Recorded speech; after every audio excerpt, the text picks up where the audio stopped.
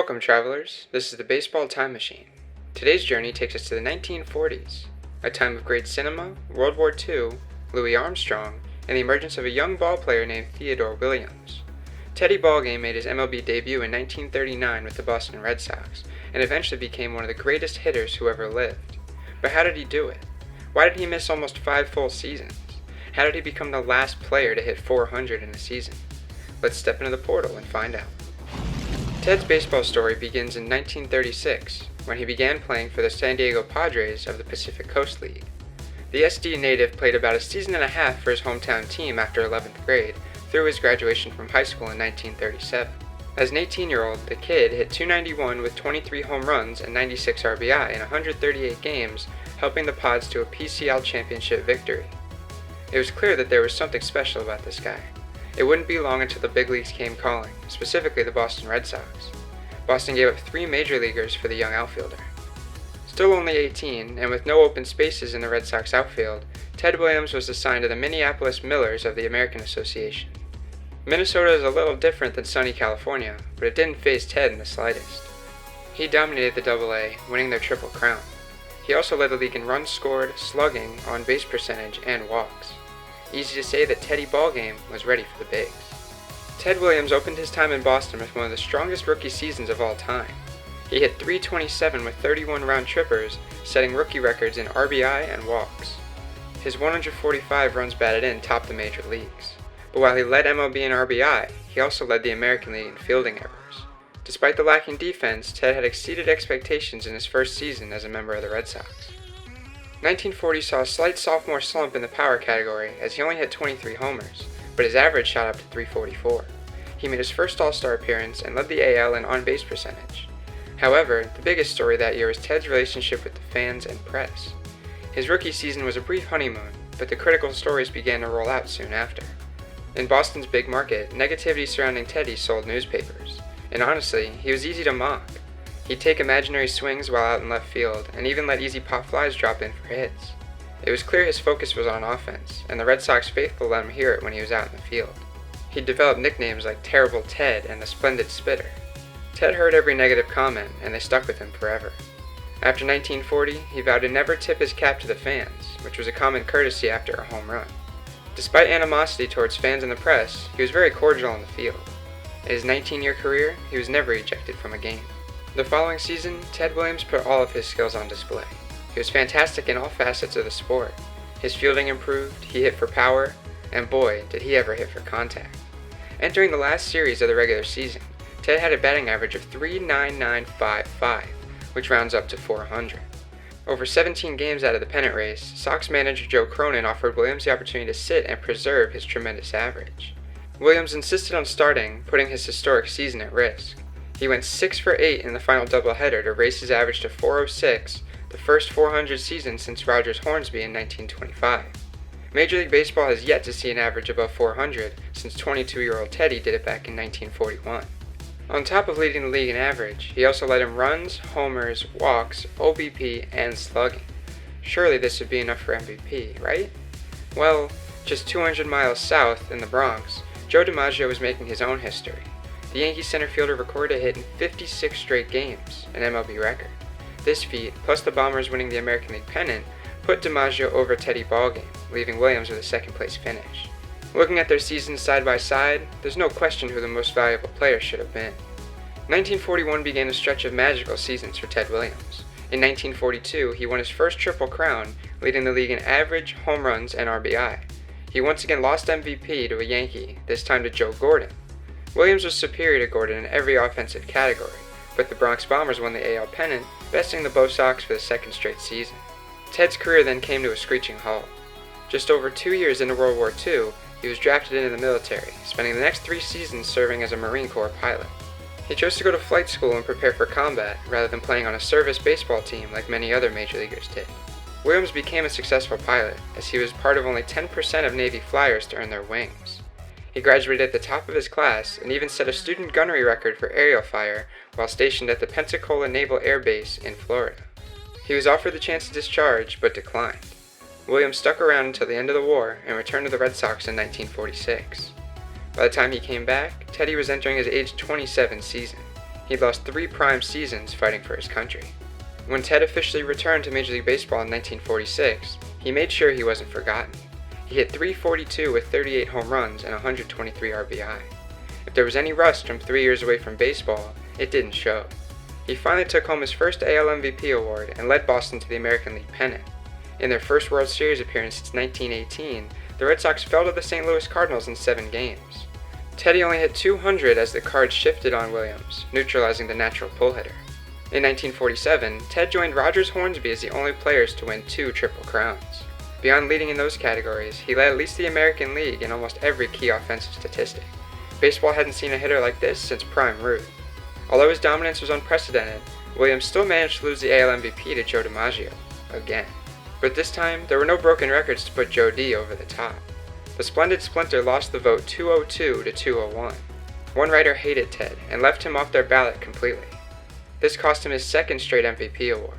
A poor relationship with the press has its pitfalls. Nonetheless, Ted Williams is quickly cementing himself as one of the best to ever pick up a bat, and he was still only 28. Teddy Ballgame continued to be the biggest star on the successful Sox.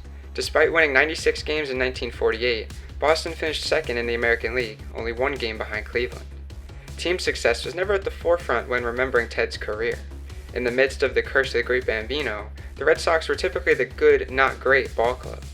The World Series loss to St. Louis in 1946 was Ted's only trip to the postseason, and would be Boston's last trip until 1967. The splendid Splinter hit a power surge in 1949, smashing a career-high 43 home runs and 159 RBI. These stats, of course, led the AL.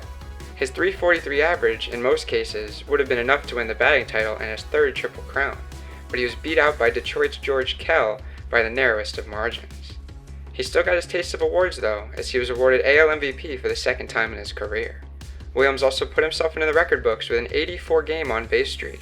He broke his old rival Joe DiMaggio's previous record of 74 games, which he set in 1941 as part of his record 56-game hitting streak. Arguably the 2 best hitters of their generation, Ted Williams and Joe DiMaggio are synonymous within their era of baseball. Playing for rival teams, jockeying for position atop the MVP ballots and record books, the splendid Splinter and the Yankee Clipper go hand in hand. After he retired, Williams was asked to name his top 5 hitters, and included DiMaggio, but elected to exclude himself from the list. Joe's Yankees may have gotten the best of Ted's Sox almost every season, but those 2 played fantastic ball, no matter the quality of their teams. 1950 was looking like another strong season for Williams until he fractured his elbow in the All-Star game. He only played 19 games after the injury and 89 total on the year. Despite losing almost half his season, he still managed to hit nearly 30 homers and drive in 97 runs. Boston picked up the slack, going 46-19 in Williams' absence. Despite their resiliency, their 94-60 finish was only good enough for 3rd place. Teddy came back healthy in 1951, but by his standards, had a down year. He hit .318, the lowest full season average of his career to that point. Even in a down year, he led MLB in walks and on-base percentage. Ted Williams' brilliance at the plate was always on display, whether he was swinging or not. Only 6 games into the 1952 season, Williams was recalled for active duty with the Marines to fight in the Korean War. Before he left, the Red Sox held Ted Williams Day. 24,764 fans filed into Fenway Park to send off their star.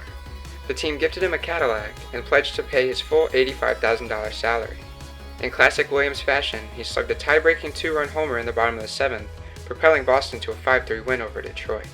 Unfortunately, this would be his last MLB plate appearance until over a year later. By this point, the United States were already 2 years into the Korean War.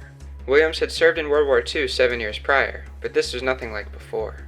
The U.S. were in desperate need of trained pilots.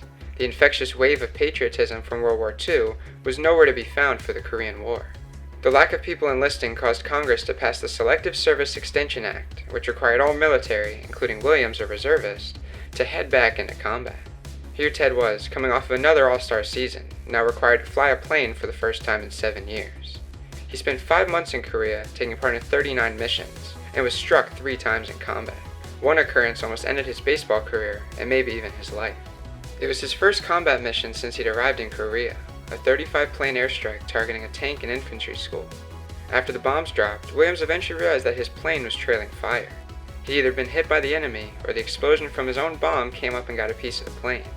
Ted's emergency lights lit up like a Christmas tree, and his radio was out. He'd lost communication with the rest of his team. On top of that, he was getting low on fuel. Williams attempted to prepare for landing, but the hydraulics were broken. The landing gear wouldn't go down. This forced Teddy Ballgame into desperation. He made a crash landing onto the tarmac, skidding and sparking for over a mile until his jet came to a screeching halt. Miraculously, Ted only suffered a sprained ankle from pushing on the brake so hard. He could have ejected out of the plane, but chose not to at the risk of hurting his knees. After the fact, he made his love for baseball loud and clear. Despite the sprained ankle and traumatic experience, Williams was on another mission by the next morning. On July 23, 1953, Ted Williams was officially released from duty due to a nose and ear ailment.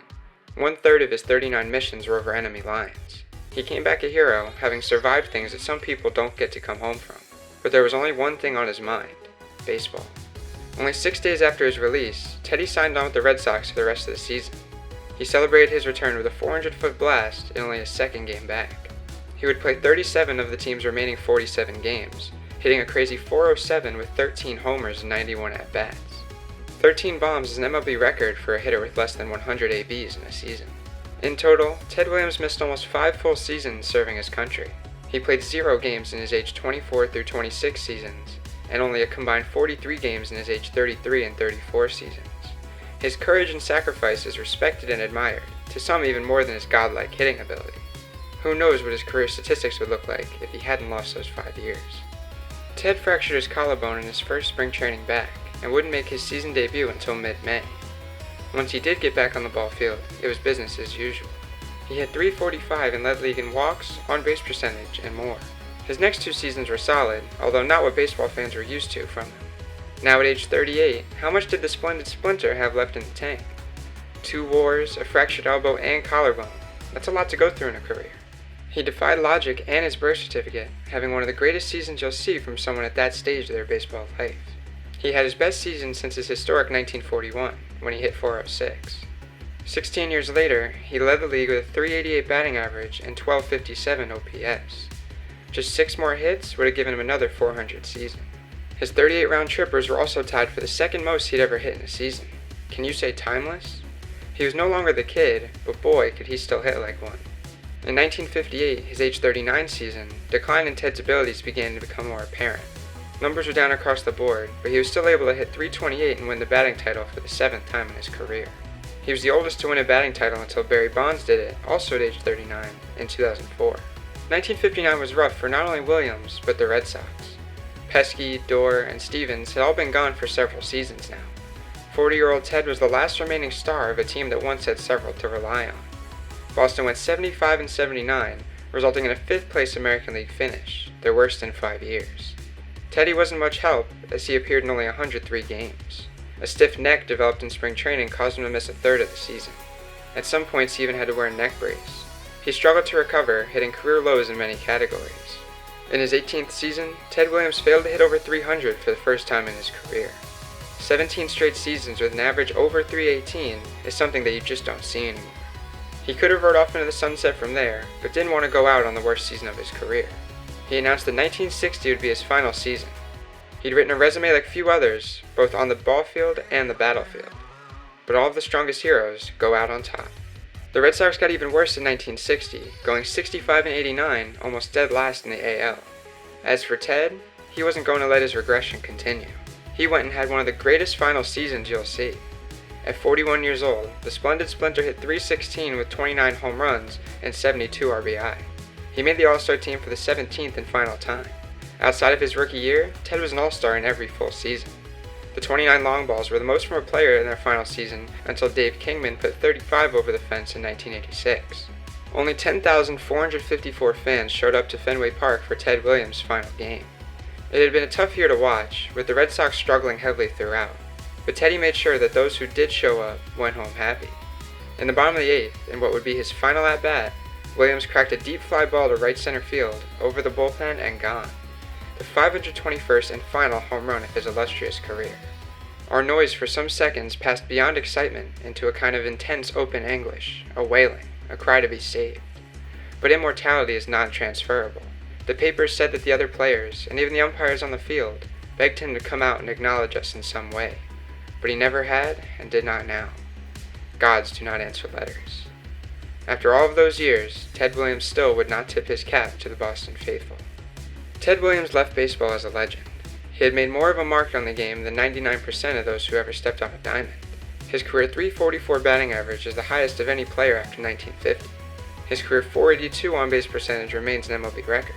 He reached base in almost 50% of his plate appearances. We'll never see that again. In 1966, his first year on the ballot, Ted Williams was inducted into the National Baseball Hall of Fame. He used his speech at Cooperstown as a platform to help Negro Leaguers into the Hall. Teddy thought that Negro League stars like Josh Gibson and Satchel Paige had been overlooked and belonged right there with him on baseball's holy ground.